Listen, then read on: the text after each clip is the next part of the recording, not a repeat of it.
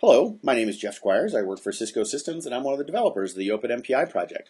This screencast is talking about some of the new features in the OpenIbe BTL and the upcoming Open MPI version 1.3 series. It's a sneak peek into some of the things that we've been developing for a long time.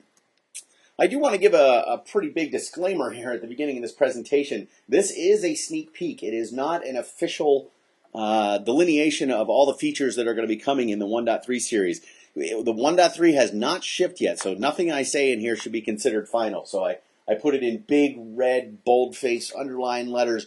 Absolutely nothing is definite until 1.3 ships. I'm pretty sure about the content of this presentation, but again, the final proof is when 1.3 itself ships. The main idea here is that 1.3 has taken us a long time to get out, so I kind of wanted to give users an idea of what we've been working on and what you can probably expect in the 1.3 series. Now, I also want to say that this is a very OpenIbe BTL specific presentation. I'm not talking about all the other good things that are coming in 1.3, such as general performance enhancements and integration with other tools and various other things. This presentation is very much centric on OpenFabrics based network support in Open MPI version 1.3. We support some new hardware in the upcoming series. We support iWarp adapters. We've tested extensively with Chelseo T3 adapters, and we hope other iWarp vendors come on board soon. We also support Mellanox, ConnectX, XRC, and if you're not familiar with what XRC is, the short version is that it basically reduces the number of connections between your peers, and therefore there's less resources consumed and less entities for both the hardware and the software to have to track, and you actually get a nice little performance boost out of that. This is particularly relevant for high core count servers. We also support two OpenFabrics connection managers, the RDMA connection manager, and this one works with both InfiniBand iWarp, and as a matter of fact, it's actually required for iWarp support, so we kind of picked this one up in the first bullet on the slide with iWarp. And we also support the InfiniBand connection manager for quote-unquote better wire up over InfiniBand.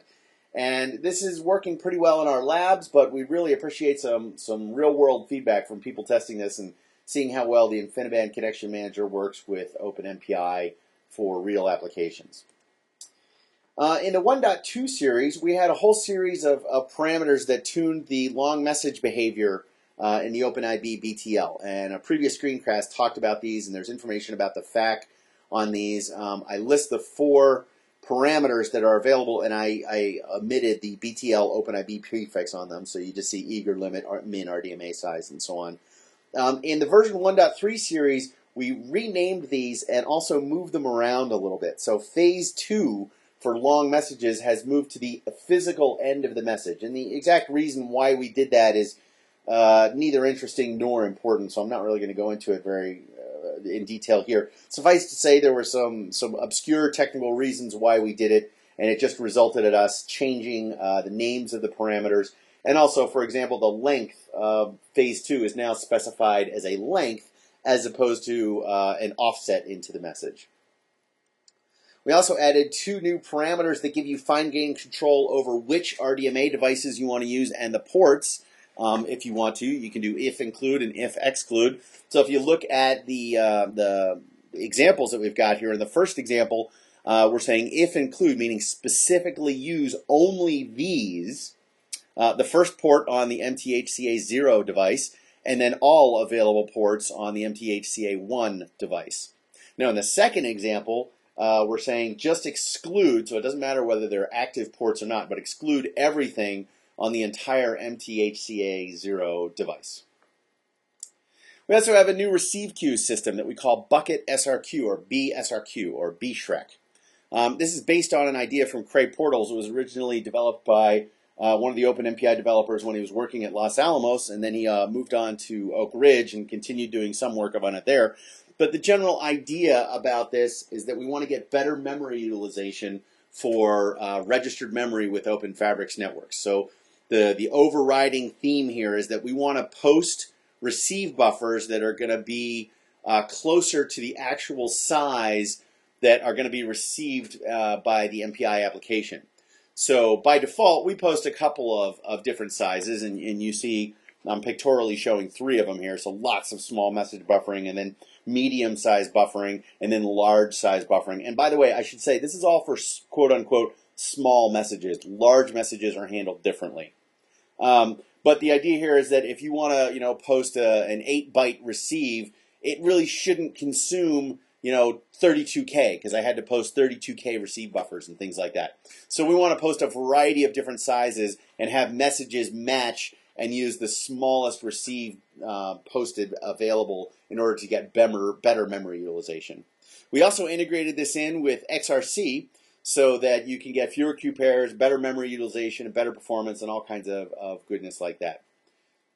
Now, of course, keeping in the theme with Open MPI, exactly which receive queues you use and what size the receive buffers are in there is completely tunable at runtime. So if you know exactly what size the messages are that your MPI application is sending around, you can tune Open MPI to match that, and therefore you'll get excellent memory utilization with little or no waste whatsoever. So there's a new MCA parameter called BTL OpenIbe receive queues, and it's basically a comma delimited list of receive queues for each peer, comma and colon delimited actually. And you basically specify, all the types and the numbers and the sizes of the receive queues that you want, and potentially a bunch of optional parameters as well. Now, this completely replaces some version 1.2 MCA parameters. So BTL OpenIbe use SRQ and BTL OpenIbe RDNum and a few others. So there, on the last two lines of the slide, you can see what the default value is for this parameter for several types of InfiniBand hardware in Open MPI. You can see, without going into all the numbers there, you can see that there's basically two types in there. So the very beginning of the string starts with a P, and that means I want a per peer receive queue as opposed to a shared receive queue, right? So it will be set up for every peer that makes an incoming connection to me. Then you go a little bit further along and you see a colon and an S. That means the next one I want is a shared receive queue. And then the last line there you see two more shared receive queues. So what this default value is specifying is 4 receive queues, the first of which is a per peer queue, and the next 3 of which are shared receive queues. So let's look and see what some of these numbers mean. The first two are the same for both per peer and shared receive queue. It's the size of the buffers in bytes, and then the number of the buffers in which you want to post. So if we go back and look at that default value again, the first one there, the per peer, I'm posting 128 byte buffers, and I'm posting 256 of them. And the second one, I'm posting 2K buffers, and I'm posting 256 of those. And the third one is 12K buffers, 256, and so on and so on and so on. So the first two parameters are fairly important: the size of the buffer and the number of the buffers. And this is what you would want to do to match your application's behavior. Those are probably the most obvious ones you want to do. Now, each of them also have some optional parameters that advanced users may want to tweak. I'm not really going to go into detail on those here, but there's some specific credit management kinds of behavior that can be tweaked as well.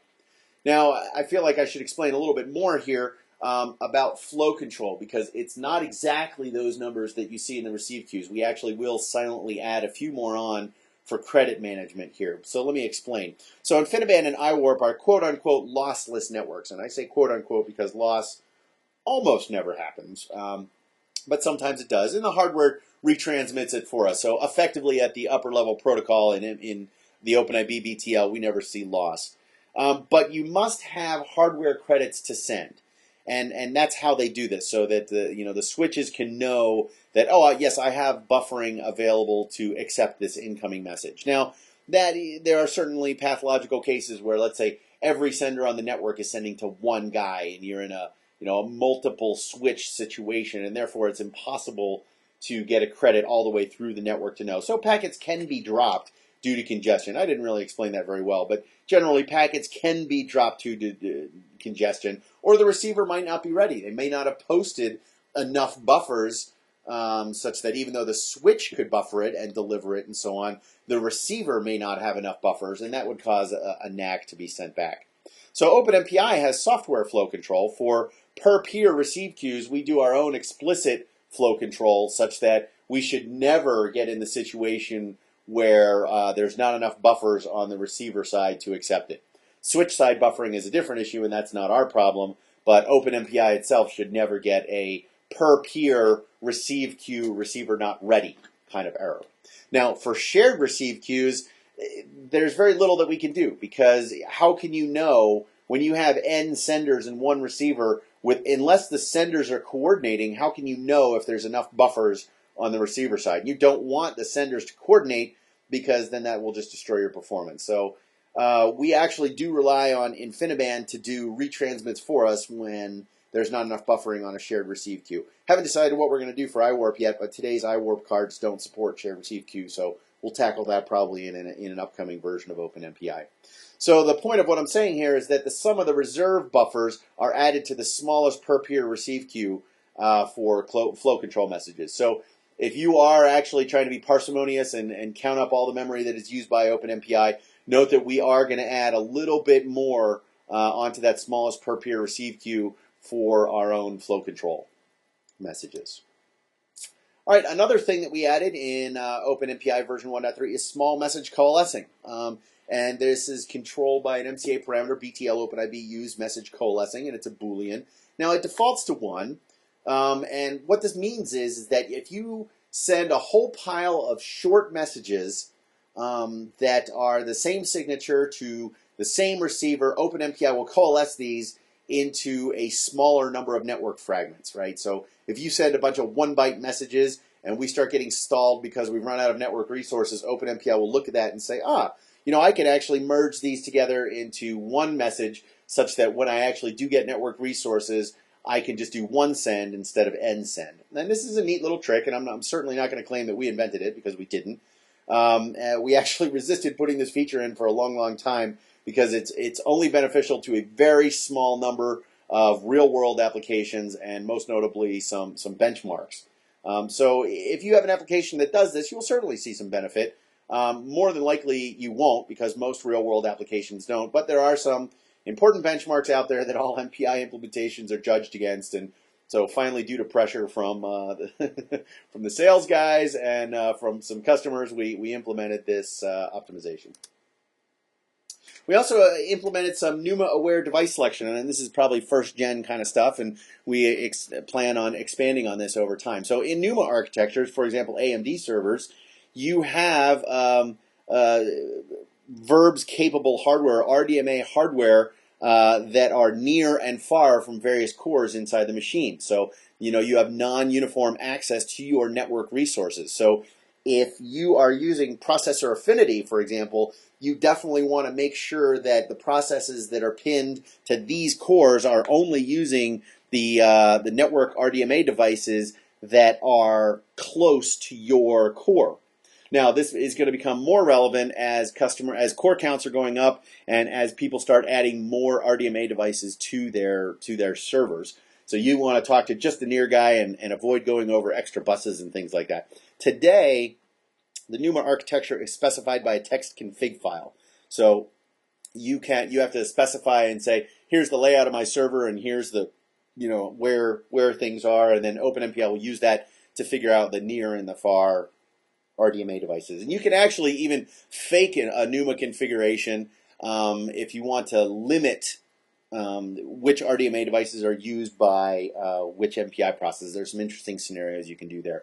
Perhaps in a future version we'll make all this kind of stuff automatic, but not in Open MPI version 1.3. Now, as usual, there's lots more information available on our FAQ. There's 2 sections that are relevant here, the general tuning section and the OpenFabrics tuning section. That's pretty much all I wanted to say for this screencast. Hope the information was useful. Thanks.